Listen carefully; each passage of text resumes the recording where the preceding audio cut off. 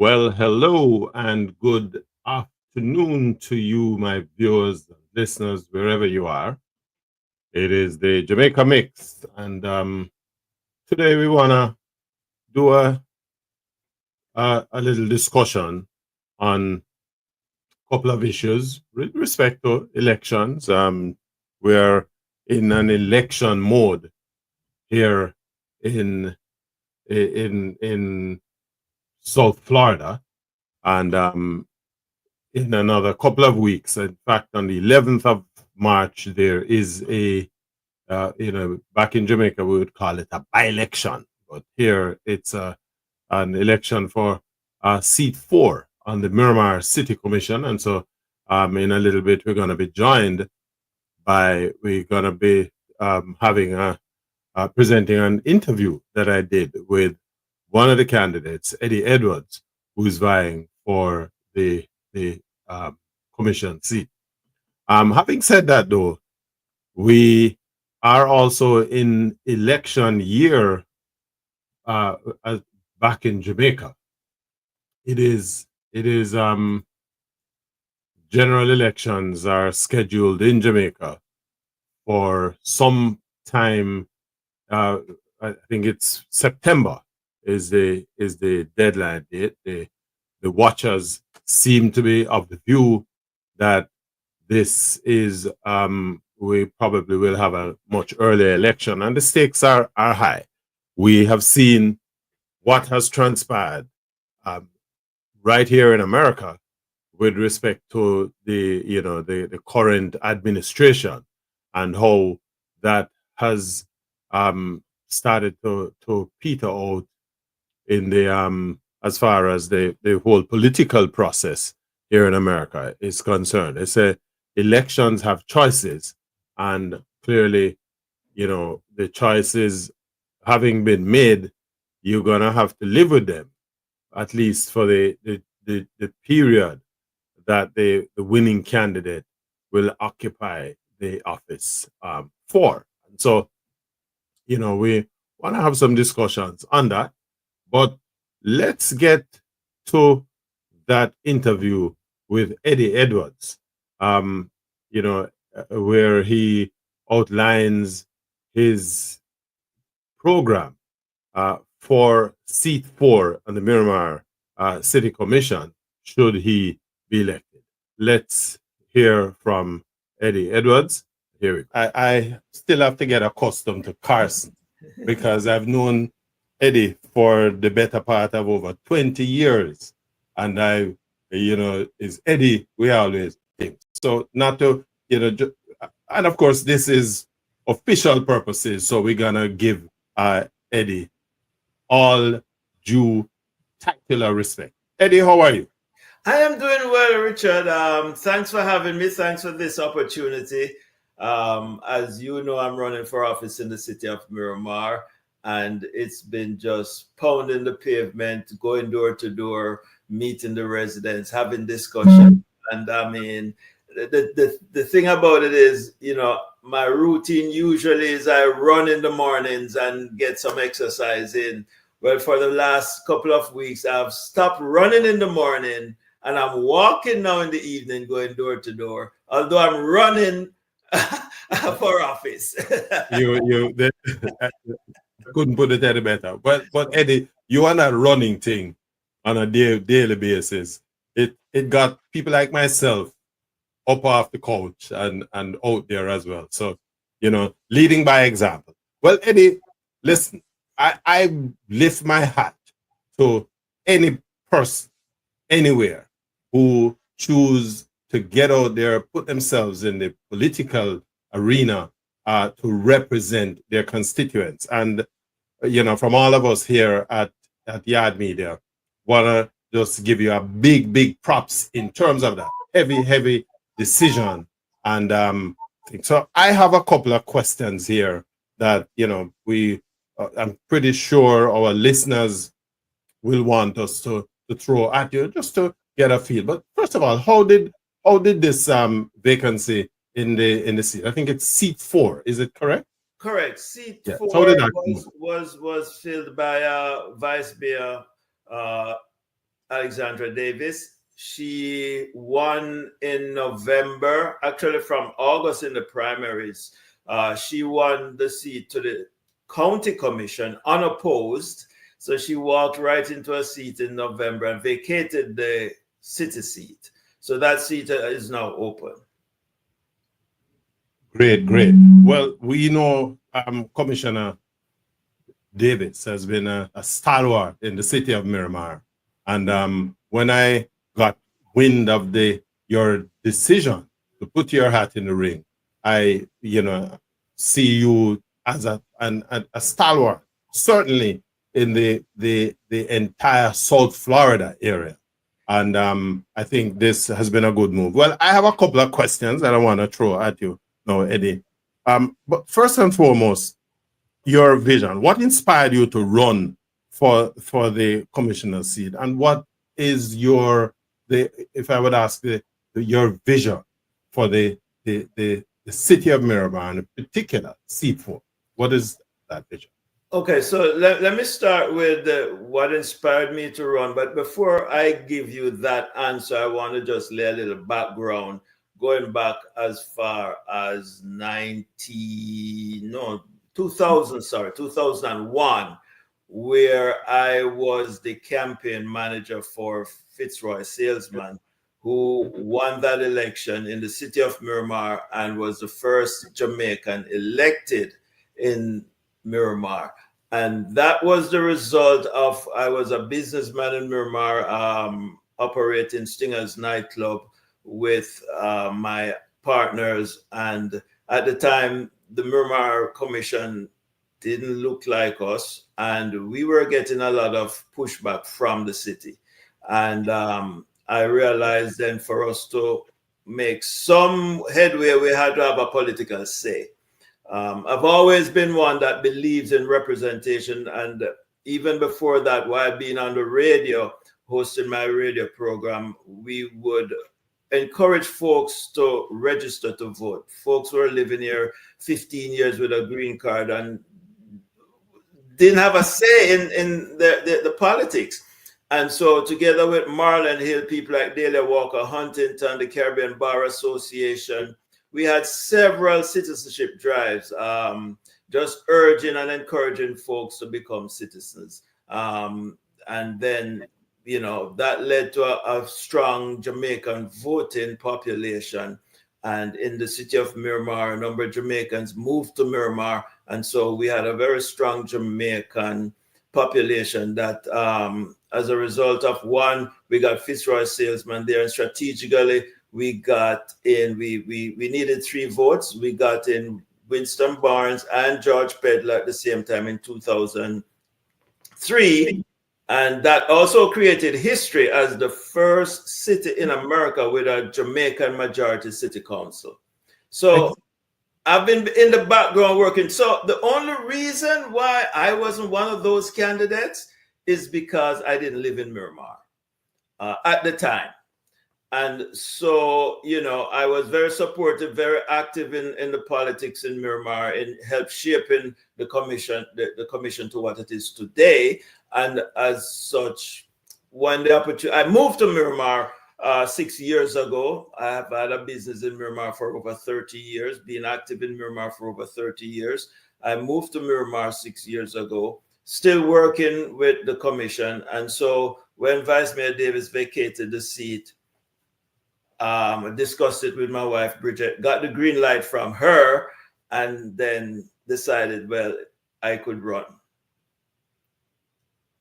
It's interesting that you made a point about getting the green light, because that was going to be my next question. What was Bridget's thoughts on the issue? But again, the decision to represent is commendable, because that's what we need. I think we are living in this North American area, and we don't realize how important it is that we give that voice to the rest of us who don't have the opportunities to.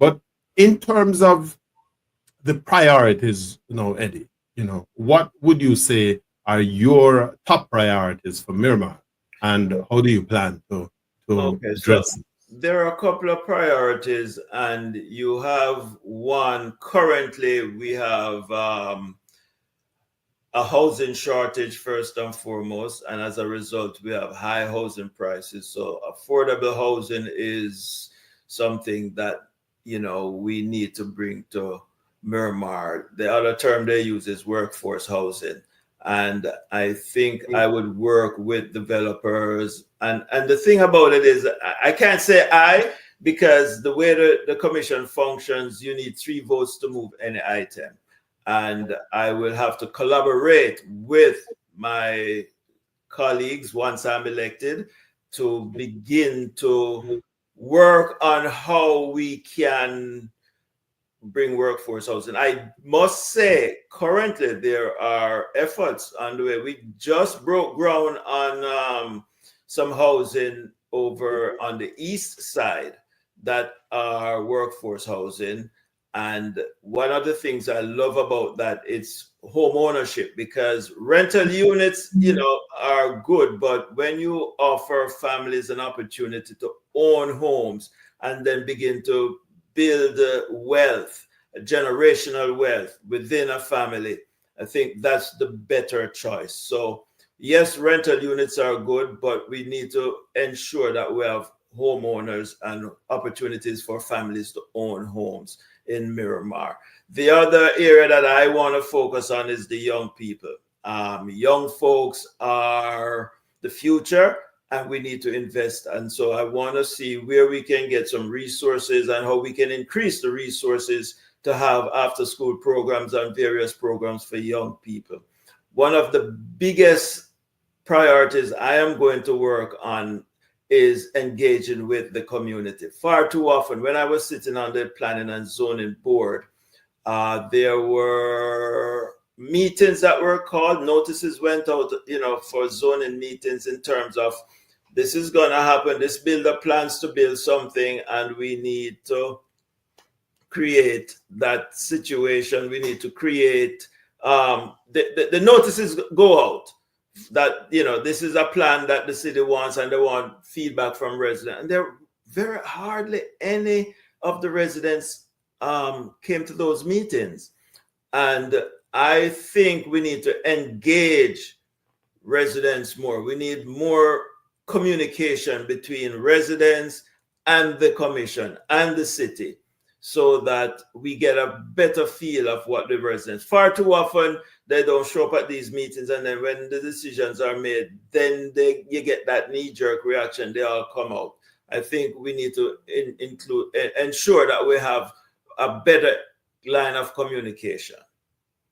I think that speak, Eddie, to the whole business of participating, because that is one of the things that I recognize, that as we live here, it's a place where we go to work and we come home, but in terms of getting involved. And so I'm really happy to hear that kind of approach. Now, in terms of the economy, and of course, Miramar has one pretty strong economy from what I've observed. But how do you plan to promote economic growth and development in the city of Miramar? One of the ways I think as a city that, and I'll tell you this, and you said it, Miramar has a very strong economy, but at the same time, we can always get better. And there are several programs that the city offers to small businesses. A lot of the times, Richard, the businesses aren't ready for these programs. And when I say that, they are not, taxes are not filed on time, the right papers. So when you provide them an opportunity to even get a city grant, they don't have all the necessary paperwork to supply. And I think, we need to have some workshops with small business people so that they are in compliance with a number of the requirements for grants and stuff like that. I also think which we do a good job, continue to provide incentives for some of the major corporations that's going to bring a number of jobs in. The other thing I also think we need to ensure, and again, going back to small business, because small businesses they are the engine of the economy, and we need to support the small businesses and encourage them, give them opportunities where they are. A lot of them could be doing business with the city. And again, they're just not eligible because they don't have all the paperwork in place. So I think that's just one way to ensure that we strengthen our economy. I particularly like that point you raised about the workshops, because if nothing else, if a lot of people, you put out the shingle and you open your doors and so on, but you're not particularly aware of what is required. And I think that particular strategy is commendable from my standpoint as a business person. And I know, especially for somebody with the kind of grounding that you have, with a strong business background yourself, I can see the traction that will have. Now, Richard, not to interrupt you, but again, as a small business person, you could relate as well. Sometimes you are so busy doing your day-to-day, just trying to earn a dollar, that to take time off to go do a course or something like that, it's just tough. But again, I think when we ensure and if it creates some opportunities, and I even think using technology or some other ways to get them up to speed, if it means, and again, I'm really just talking theoretically, if it means having staff go out to the business and assist the business owner. But I think we need to be very creative in how we do that, because again, sometimes folks want to do it, but they just don't have the time. Again, Eddie, it's a commendable, welcome approach. And again, when we talk about growing your communities, your business community, nothing could be better than. I want to switch onto the topic of public safety, though, Eddie. What strategies would you implement to ensure public safety and reduce crime in Miramar? Well, when you say reduce crime in Miramar, it suggests that we have a crime problem, which I don't think we have in Miramar. Okay. Why did I know you were going to say exactly? And you are correct. Miramar is a pretty. Even yesterday, I was walking and I was talking with some neighbors, and they had some complaints, right? They had some complaints about a situation which was more code enforcement. And the lady said, "This is a safe city, a safe neighborhood. A lot of times we leave things out here on the veranda, the front porch, and it's safe." So I think we have very safe neighborhoods, but I don't think we have a public safety issue. And even recently, and I took note of that, there were a couple of shootings within the city, but most of it were domestic, which it's difficult to have any control over that. One was two ladies fighting over a gentleman and one shot one. The other one was a gentleman shot his ex. So those situations are unfortunate and tough to try and say you're going to stop those situations. But I think our police force is doing a fantastic job. We have a great chief with lots of experience. And all I could say is I would love to be in the position to work with them and be very supportive of the police force and their efforts. Excellent response, Eddie. I know you were gonna throw it. You was gonna flick that was what you call a ball that sat up to be hit. Because you're right. Miramar is a pretty safe city, which is one reason why the demand for housing has become so great in our community. But I wanna let me shift a little bit though. You mentioned about engaging the business community in terms of some of the strategic approach to helping them get themselves. On a broader scale, community engagement. How do you plan to engage with the community and to ensure that their voices are heard, you know. One idea that I have, and this is not new, but I seriously want to begin a series, a continuous series of going into the community and having community meetings. You might call it town hall meetings, but I think if there are regularly scheduled meetings where we know, listen, this commissioner is coming here, once a month he comes to a community and he listens to you on whatever issues you have or suggestions, because a lot of times people only want to speak, growth, give their challenges and complain, while sometimes you can get very good suggestions from the residents as well. But that's one way, a series, regular town hall meetings, regular community meetings. The other thing that I plan to do, Richard, I seriously am a fan of technology. I embrace technology, and I think we can use technology to communicate in a manner that I have some ideas, don't want to share them here because I have to first find out if the city is set up that way, as well as how we, if it's legal. And when I say legal, there are certain things cities can do versus a private company or a private enterprise. And so, but I have some ideas in which will use technology that I think will help us communicate as well.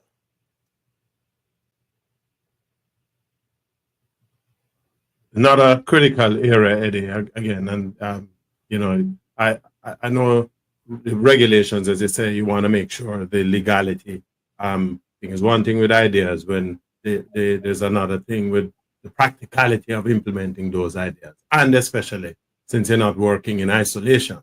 Exactly. You want to exactly. But the in the areas of budget, again, Miramar is a strong city, top city in terms of its the mix of its residents and so on, and on the I don't want to say on the up and up because you guys are there already, but how would you manage the city's budget to ensure fiscal responsibility and transparency, certainly as it relates to your own seatful? Well, I think all transparency to my knowledge is at play right now. The city's budget, when they are doing their budgeting, they have several workshops that's open to the public, and the public has access to the budget, basically. But I think there are areas that we can redirect some of the resources. I think there are areas that we can find some waste and cut some of that. And again, I'm really just speaking theoretically because until I am sworn in and I have access to certain information and sit down with the finance department as well as the city manager and get a very clear understanding of the budget and look into certain line items and begin to make some suggestions as to how we can, reduce the budget. The city, as a city, it's the people's money, it's taxpayers' money, and we have to be very responsible. We have to be very transparent, and I will be 100% for all of that. Transparency and being fiscally responsible with the people's money, because at the end of the day, I'm a taxpayer in the city of Miramar and it's my money. So I will advocate for taking care of the budget in terms of any kind of a reduction, or again, like I said, reduce waste and ensure that we have a really nice, lean budget with proper reserves. In the area, Eddie, and as you talk, you're right, people's money, and yours too, as a taxpayer and a resident in the city, the fiscal responsibility, fiscal prudence. So, another critical area, education and youth development. How do you plan to support education and youth development initiatives in the city of Miramar? Well, one of my top priorities, as I mentioned earlier, is working with the youth. There are several programs there now. I think where I would want to do is find as much resource as I can. Another idea that's, rolling in my head is increase what I call public-private partnerships. I think we have a lot of businesses in Miramar that we could begin to create work programs for youth, by having some of those businesses get the interns and give them some training, that kind of a thing. So I want to work with the Police Athletic League, and the city has a strong mentoring program as well. Those are areas that I plan to look into and see how I can help to bring additional resources there, and just help the youth. I am really I'm going to be very aggressive when it comes to working with youth. That's a priority for me, because I believe the youth is our future, and we need to invest in the future. Sounds great, Eddie. Wanna also just take infrastructure and transportation. Now, one of the things with Miramar, I mean, the growth phenomena. I just came out of Miramar over the weekend, and looking at the housing stock. You mentioned that the kind of expansion of the housing stock, but the areas of like transportation and other infrastructure. What are your plans for improving infrastructure and transportation, particularly public transportation in the city? Well, the city has a which it has been doing a complete development plan. And if you notice, over the last couple of years, the city had this rapid growth out west. And more, I think we are very close to being at the built out stage. And that means there's no more land to develop out west. So what I perceive gonna happen now is they're going to now start to look at how do we redevelop the east side, which, there are some areas that really need some redevelopment.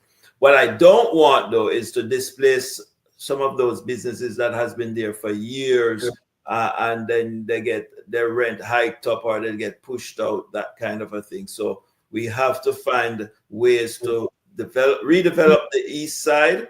Now, the east side is lacking also in some infrastructure. The city recently spent a couple $1 million well in doing connecting a number of homes to the sewer lines. A number of homes on the east side were septic tanks, and they went in, dig the roads up, connected the houses. So we now have a number of homes now on the sewer lines, and a number of the infrastructure. Some of the pipes there are old pipes, collapsing inside. So we're going to have to spend some money, and I don't think we have the money to do that all at once. So that will be phased in as the years go on. But I think, again, the city has a very good development plan, and I'm just going to be supportive of that. Excellent. Again, Eddie. In the area, though, as we talk about the expansion, and we talk about looking at the eastern side, because that was the original. Well, that's where Miramar started. Yeah, it's now called historic Miramar. Right. Yeah. And the infrastructure there, like everywhere else, is becoming a little on the dilapidated side. So anything that can be done to rehabilitate that, it's certainly going to be welcome. And of course, to what it does is enhances the property value, the owners of the property in those areas. But in terms of environmental issues, and everywhere have the different concerns. What steps would you take to address environmental issues, environmental concerns such as sustainability and conservation in the city of Miramar? Well, I know the city has a program. I think it's Net Zero 50, I think. I'm not sure, but I know they have a program in place. There are plans to build what they're calling a green building over there on the east side as they begin that redevelopment. We have a lot of green space, and it is working with the commission, the city manager, staff, to continue those programs, support those programs, and ensure that the city is really playing its part when it comes to the whole issue of climate change. We see flooding, we see the weather has changed tremendously in terms of how hot it gets. And we have to now begin to pay attention. We have situation with flooding. We have to make sure our drains are working properly, that kind of a thing. So it's a matter of supporting those programs and working to see how we can, again, bring resources in. As a city, sometimes we get grants from the state or the federal level. I was talking to someone recently, and they said, well, listen, in the current condition, don't look for the current situation, current political situation, don't look for any kind of grants coming from the federal or the state. So we're going to have to look to see how and where we can get some funding for sustainability. Excellent. I'm glad you touch on the current political environment that we are in. Just another marker for all of us to pay attention, to become more involved in the political process. Elections have consequences, and this being a commission election, the consequences of making an improper choice is equally important. You have exhausted all of my questions, but I want to in the context of the consequences of not making the correct choice. Eddy, your elevator pitch why you are the right choice for seat 4 in the city of Miramar. What I would tell residents that of all the candidates running, I'm the only candidate with a history of 30-something years in the city of Miramar. I'm the one candidate that has been working actively in Miramar politics from 2001. I am that one candidate that has a very good relationship with most of the commission. Mayor Messam always says the commission agrees 90% of the time. And I find that to be a very excellent record, because my wife and I have been married for 37 years with my wife, and we do agree 90% of the time. So when you find a commission that agrees 90% of the time, I think that's fabulous. And so the seat that I'm going in, Alexandra Davis, those shoes are some huge shoes to fill, but I'm up for the challenge.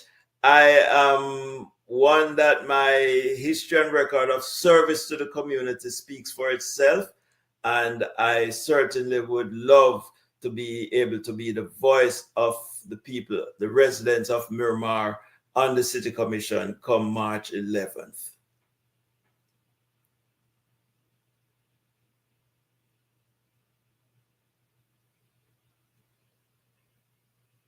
I'm not sure what's happening. I'm losing your audio. I'm not a big fan of the political process, but people like yourself have helped me to become more involved, if you will. And I'm not afraid to say that the choice, there are choices, elections have consequences, and I really believe that you could not have articulated a better position for voters out there. And so, we here at Yard Media, we're not afraid to say we endorse Eddy Edwards as the candidate for seat 4 in the city of Miramar. It has been a pleasure us having this little conversation with you here today. Eddy, any parting words you want to leave us with? Well, one, thank you so much for the opportunity. Thank you for that lovely endorsement. On the ballot, my full name, Carson Eddy Edwards, will be there, seat 4, March 11th. And they can visit my website, eddyformiramar.com. That's EDDYFOR Miramar, MIRAMAR.com. Read all about me, get some more information. And if you want to vote by mail, request your vote by mail ballot. The deadline for that is February 27th. It won't come automatically. You have to request it. So please request your vote by mail ballot if that's the way you want to vote. If you choose to vote on election day, the precinct is on your voter registration card. Go to that precinct 7 a.m. to 7 p.m. in seat number 4. Vote Carson Eddy Edwards. Thank you so much. Appreciate the time. Eddy, it has been a pleasure. Okay, folks, and so there you have it, Eddy Edwards, outlining his, I want to call it, putting his elevator pitch, if you will, for why him over any. I think there is another candidate in the race, so why him? A man who has served his community, without any hesitation. A man who we know has been out in the trenches for more than 2 decades. And so we here at Yard Media, we wish him all the luck. Now, just want to turn the attention now back to the whole domestic side of the politics from a Jamaica standpoint. And as I said, we are in an election year in Jamaica. And the question that is being begged, if you ask me, is where do we go in terms of the options that are available to Jamaicans with respect to the political choices that faces us. Now, the Jamaica Labour Party and the People's National Party, those are the two contenders. Of course, you typically in a general election environment, you will have a few additional comers, I want to call it that, people who will ultimately throw their hat into the ring. And so I do expect that will continue with it, that there will be other entrance into the political race, if you will. But be that as it may, the two major contenders for the nod from the Jamaican electorate is still going to be and I refer to them in a tongue-in-cheek sort of way as the political the leadership of the two political gangs in the country. And people say, why say that? In fact, somebody once attempted to chastise me by saying that I am irreverent. I don't treat our politicians with perhaps the level of respect that they would probably have given them. The truth be told is I'm not a disrespectful person. Not by any stretch of the imagination. What I will say though is that I'm not afraid to call things out as I see them. And so, for those who will spend their time regaling politicians, I'll get that from me, right? I have seen what politics has done to Jamaica over the years. And you know, these two guys are the leaders of those two gangs. Now, let's be reasonable. The Jamaica Labour Party has been in office since 2000 and when is it? They won in 2017. And so they have been at the wicket for a while. We're looking at 8 going into now 9 years that they've been at the wicket. And what can we credit them with in terms of things? Ultimately, politics is measured against a background of how it impacts, the positive impact it has, or the impact the respective political administration have on the lives of its constituents. And while the Jamaica Labour Party campaigned, and they've always done this. Back in the Seaga time, Seaga always talk about money jingling in your pocket and thing. Except that just a coins jingling in your pocket. Coins can't do nothing. Jamaican exchange rate is almost $160 Jamaican to $1 US. So you know, work that out and you see where it come from. On an average, the Jamaicans earn, in terms of the median income, is just about 6,800 United States dollars a year, right? That is the GDP per capita GDP number. But in the main, a majority of Jamaicans are living off just about 15,000 Jamaican dollars a week, and 15,000 Jamaican dollars a week mean that you're living on less than $100 US per week. $100, you know, and I live in an area where, you know, first world country, yes, but food not that expensive, relative to where you see it. So 15,000, so the quality of life. And so this is what the politicians have promised. And me personally believe that how, especially when you come to making electoral choices, you want to look at what it is that the people have promised to do. And, you know, having been selected, how have they executed based on what they promised? That's the measure. Are Jamaicans better off?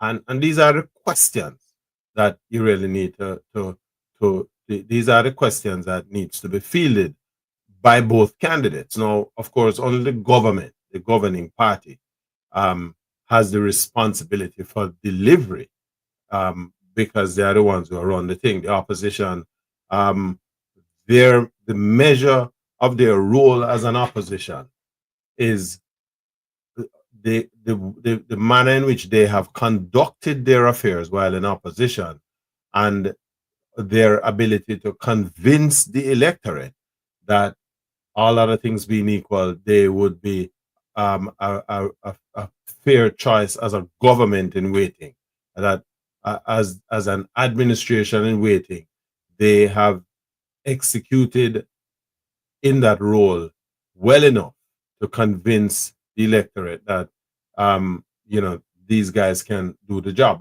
But against a background of what they have articulated as their own ability to do better, differently and better than the sitting administration. Those are the things. And so as we trundle towards September, and I say that because the loose speak within the political environment is that elections are constitutionally due in Jamaica somewhere around September of 2025. And so against that background, what you have is 7 months between now and then. The opposition, led by Mark Golding, See more where I say, you know the difference. Has a responsibility, in my mind, to say to the nation, this is how we, having regard to what is being done. No, this is what we are going to be doing. Now, there are those who will say, why the opposition can't really present their plans because the government people may take those plans and basically go ahead of them and implement those plans. My view is that is a bullcrap argument, right? If you are asking me to give you the reins, it's like, okay, we drive the car, and like how me I drive coming across the road line too much time, I driving at the wrong lane, almost cause an accident or even cause some accident. And so the idea is take away the key, take away the steering from the man, right? What you need to then show is how you're going to drive the damn car. My view is that the opposition is literally like a Caliban. You put them down on the ground and you hope that the bird will go in there and lick down the stick when them go in there so that people here can capture it. You need to show what you're going to do. And I don't buy that argument that we are holding our plans close to our chest. That is absolute bullcrap. We as a people and as an electorate have to be a lot more engaged as far as the process is concerned and be prepared to hold those who would seek political office. We will need to hold them to a standard, right? And we have to provide those checks and those balances. And so the government that is in place now had campaigned on a crime reduction platform.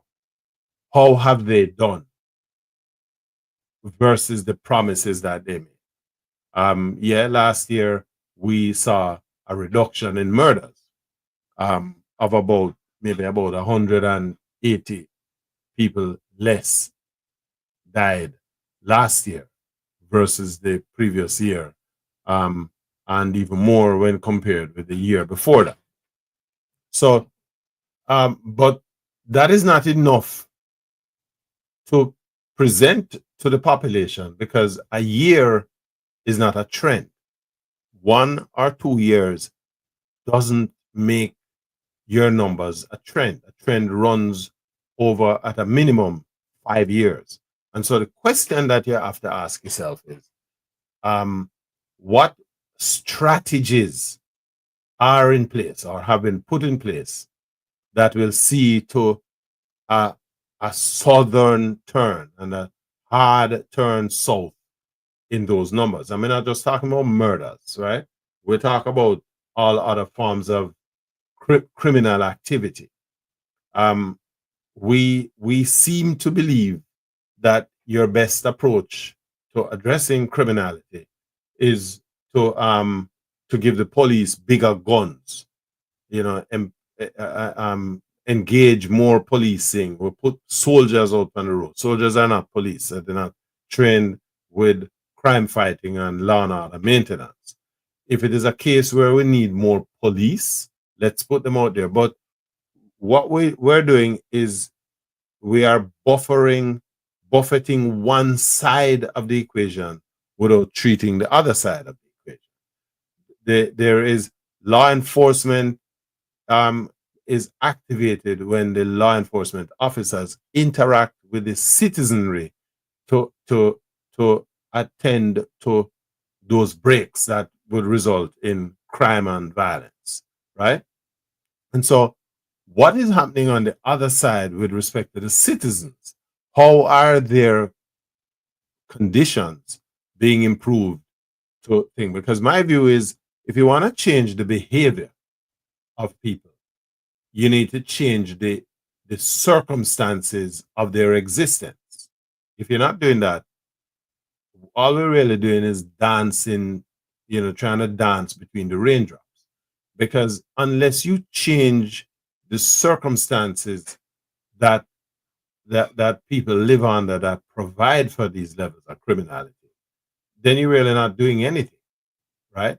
We have seen over the years, and I've lived long enough, and I've written about these things, right? In fact, there's my book that I'm currently marketing, the top rankings, which speaks to some of these issues, and our criminal issues go back as far back as 1944, and so the circumstances of people's existence over the years, right? That is if you don't fix that, provide within communities for sanitation, proper sanitation, right? Provide people with the basics, running water that comes into them, from the street into them house, that, people can, enjoy decent toilet facilities. There are communities in Kingston where people are bathed under standpipe in 2025. These are the things that are happening, right? And so if you have people living like animals, you shouldn't be surprised if the behavior from those communities are resembling these animalistic behaviors, because people live what you teach them, what you cause them to learn. I remember as a youngster going to primary school. I grew up in an environment where in Kingston, this is the 1960s, we never have electricity, right? We have an outside latrine in a Kingston. And so by the time I started to go to primary school, and we walk to school because I live near enough, but we walked through the Norman Gardens community, which was a developing community at the time. And some of my schoolmates lived in those communities because I went to Norman Gardens Primary School. And so you would stop by them house. These people live in homes that look completely different from where I live. They had, most of the kids, them have their own bedroom. Them have inside plumbing. Them have,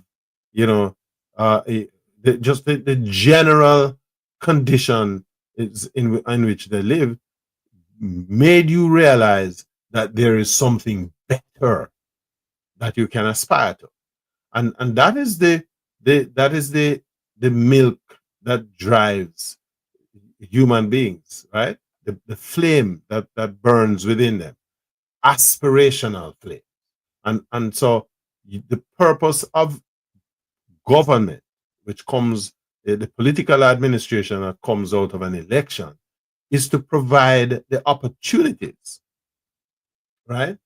To provide the opportunities for people to aspire to a better standard of living, right?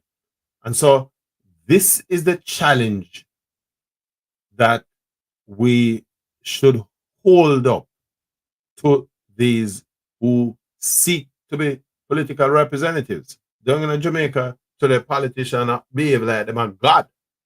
They're making a piss pot load of money now, thanks to Mr. Holness and company. And I don't see nothing wrong with that, mind you. The average politician now earn, if you're a member of parliament, you're earning upwards of 12, 15 million Jamaican dollars a year.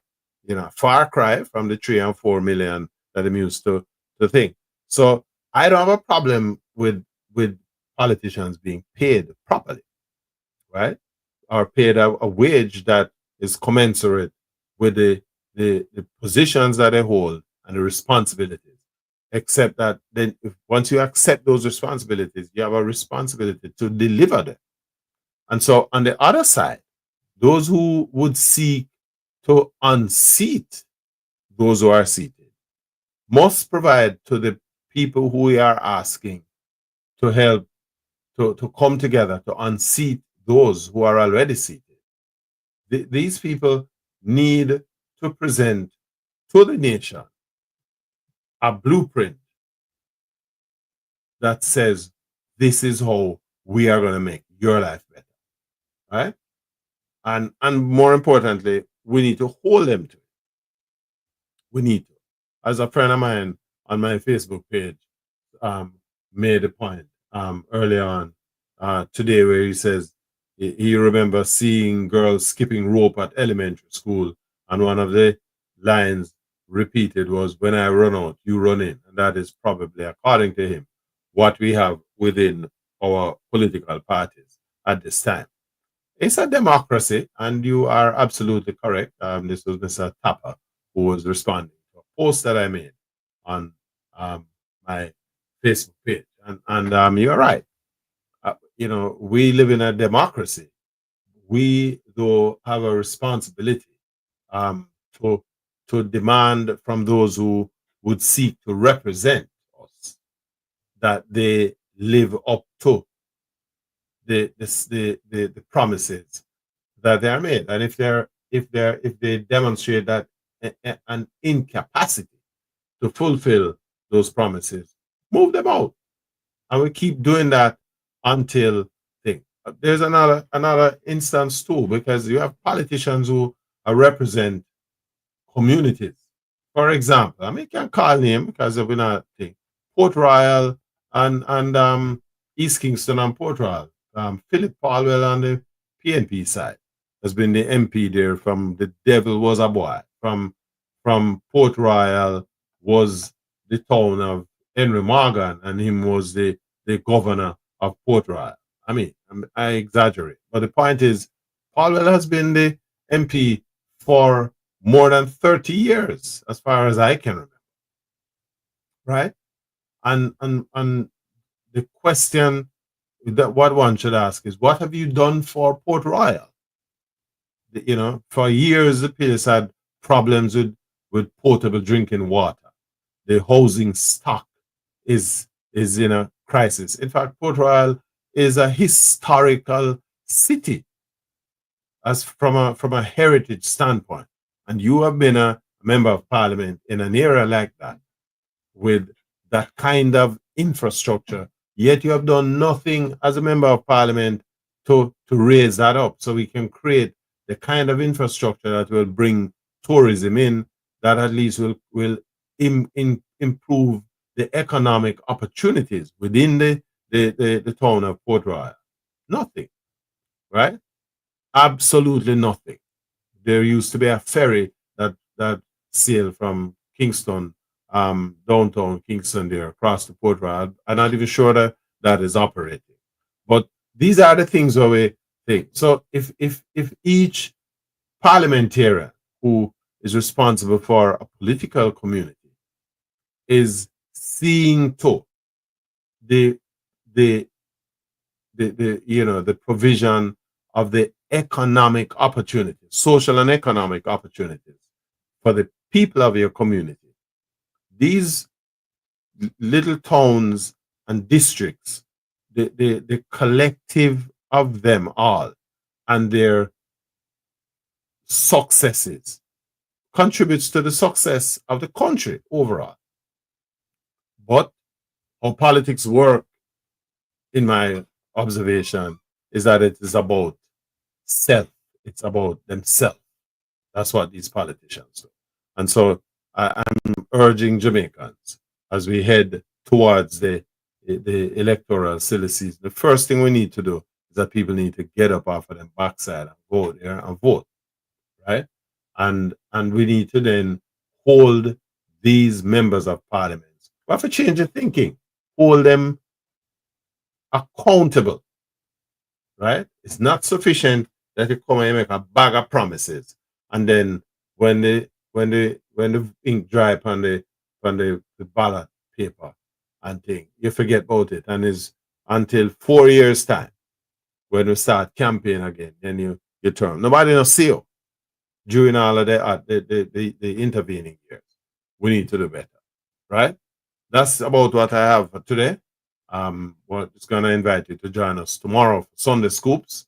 Well, it's actually we did change the name to know Reggae Chronicles, and where we tell the stories behind the development of the music from 2 to 4 o'clock. Of course, yours truly will be back here again on Thursday of next week with another Jamaica Mix program. And of course, big man himself, Big G, who have songs from my youth on um, on a Wednesday from 7:30 on till 10 o'clock. Until then, folks, Jagai.